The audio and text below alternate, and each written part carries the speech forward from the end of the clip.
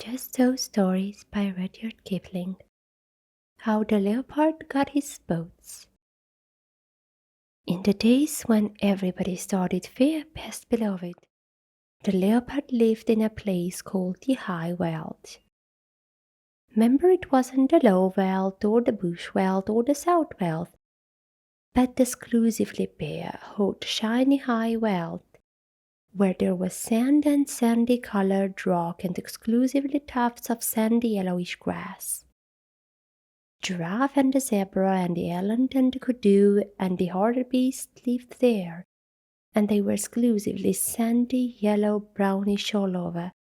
But the leopard, he was the exclusivest, sandiest, yellowish, brownest of them, all a greyish, yellowish, caddy-shaped kind of beast, and he matched the exclusively yellowish, greyish, brownish color of the high veld to one hair. This was very bad for the giraffe and the zebra and the rest of them, for he would lie down exclusively yellowish, grayish, brownish stone, or a clump of grass, and when the giraffe or the zebra or the eland or the kudu or the bushbuck or the bontebok came by, he would surprise them out of their jumpsome lives. He would indeed. And also, there was an Ethiopian with bows and arrows, exclusively greyish-brownish yellowish man he was then, who lived on the high veld with the leopard, and the two used to hunt together. The Ethiopian with his bows and arrows, and the leopard exclusively with his teeth and claws, till the giraffe and the eland and the kudu and the quagga and all the rest of them didn't know which way to jump, best beloved. They didn't indeed. After a long time, things lived for ever so long in those days. They learned to avoid anything that looked like a leopard or an Ethiopian, and bit by bit the giraffe began it because his legs were the longest. They went away from the high veld. They scuttled for days and days and days till they came to a great forest, exclusively full of trees and bushes and stripy, speckly, patchy, blotchy shadows. And there they hid. And after another long time, what with standing half in the shade and half out of it, and what with the slippery, slitty shadows of the trees falling on them, the giraffe grew blotchy, and the zebra grew stripy, and the eland and the kudu grew darker, with little wavy grey lines on their backs like a bark on a tree trunk. And so, though you could hear them and smell them, you could very seldom see them, and then only when you knew precisely where to look. They had a beautiful time in the exclusively speckly, spickly shadows of the forest, where the leopard and the Ethiopian ran about over the exclusively greyish, yellowish, reddish high veld outside, wondering where all their breakfast and their dinners and their teas had gone.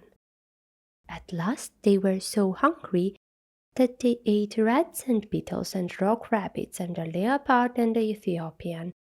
Then they had the big tummy ache both together, and then they met the bavian, the dog-headed, barking baboon, who is quite the wisest animal in all South Africa.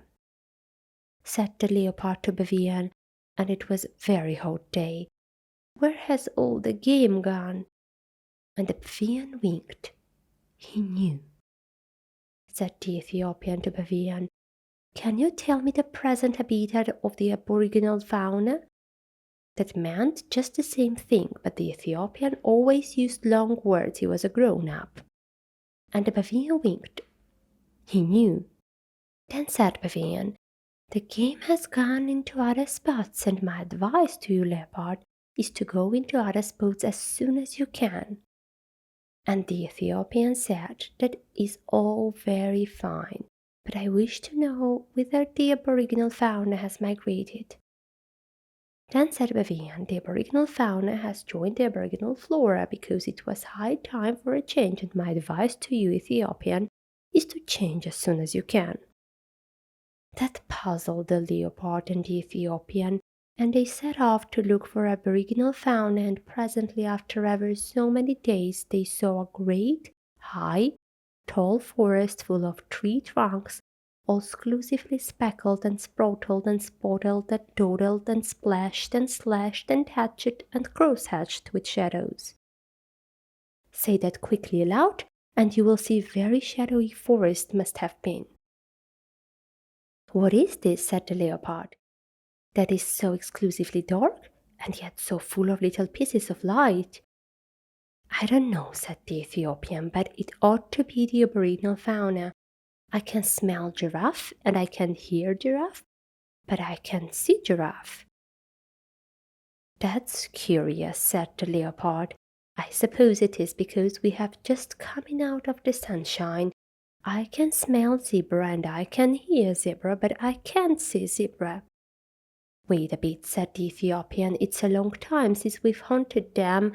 Perhaps we've forgotten what they were like. Fiddle, said the leopard. I remember them perfectly on the high veld, especially their marrow bones.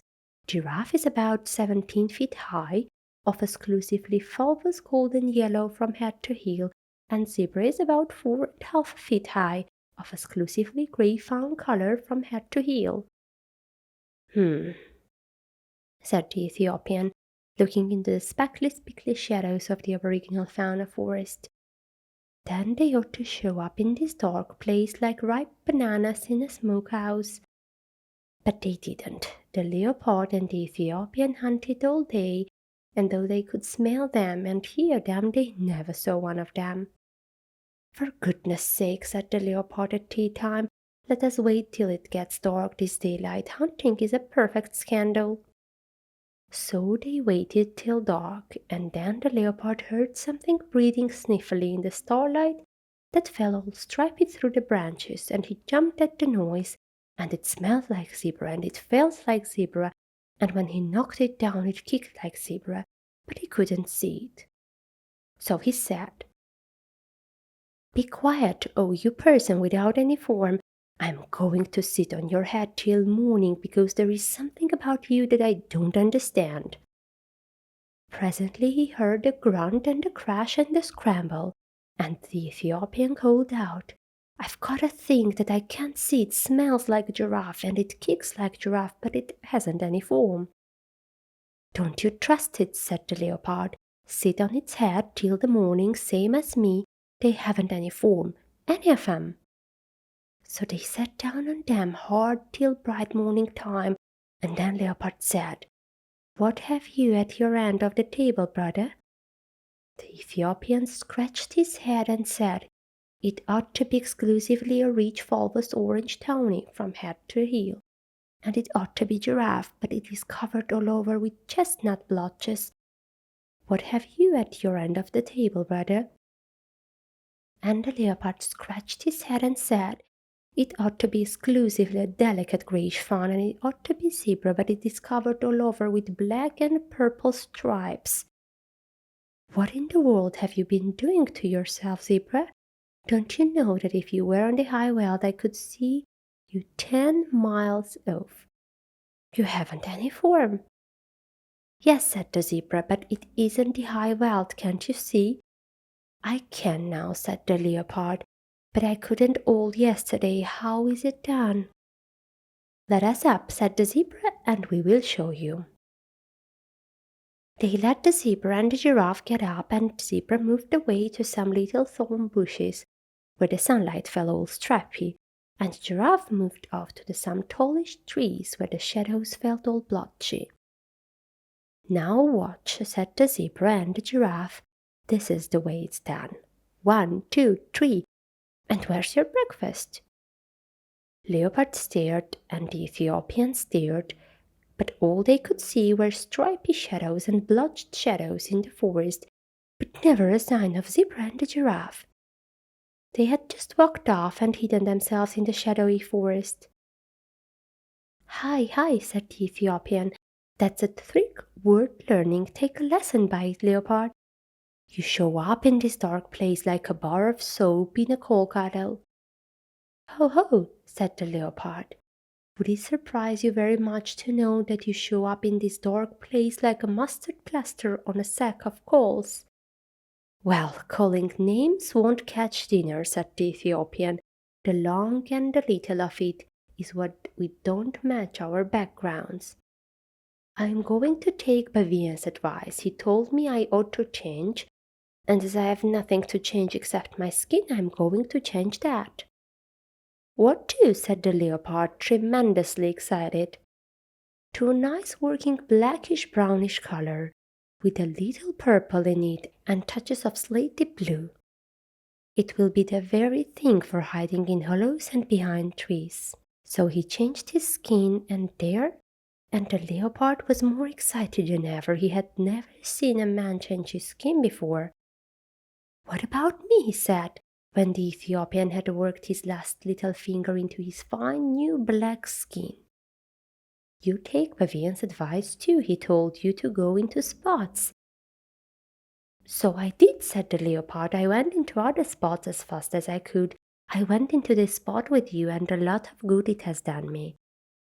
Oh, said the Ethiopian, Bavian didn't mean spots in South Africa. He meant spots on your skin. What's the use of that? Said the leopard. Think of giraffe, said the Ethiopian, or if you prefer stripes, think of zebra. They find their spots and stripes give them perfect satisfaction. Said the leopard, I wouldn't look like zebra, not forever so. Well, make up your mind, said the Ethiopian, because I'd hate to go hunting with you, but I must if you insist on looking like a sunflower against a tiered fence. I'll take spots then, said the leopard, but don't make 'em too vulgar big. I wouldn't look like the giraffe, for not ever so. I'll make 'em the tiny tips of my fingers, said the Ethiopian. There's plenty of black left on my skin still. Stand over. Then the Ethiopian put his 5 fingers close together. There was plenty of black left on his new skin still, and pressed them all over the leopard, and wherever the 5 fingers touched, they left 5 little black marks, and all close together. You can see them on any leopard skin if you like, best beloved.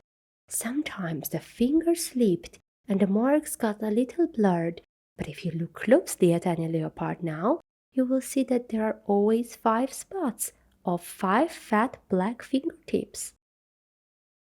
Now you're a beauty, said the Ethiopian. You can lie out on the bare ground and look like a heap of pebbles. You can lie out on the naked rocks and look like a piece of pudding stone. You can lie out on a leafy branch and look like the sunshine sifting through the leaves, and you can lie right across the center of a pad and look like nothing in particular. Think of that at the purr. But if I'm all this, said the leopard, why didn't you go spotted too? Oh, plain black's best for a nigger, said the Ethiopian. Now come along and we'll see if we can get even with Mr. 123. Where's your breakfast? So they went away and lived happily ever afterward, best beloved, that is all. And now and then you will hear grown-ups say, can the Ethiopian change his skin or the leopard his boots? I don't think even grown-ups would keen on saying such a silly thing if the leopard and the Ethiopian hadn't done it once, do you?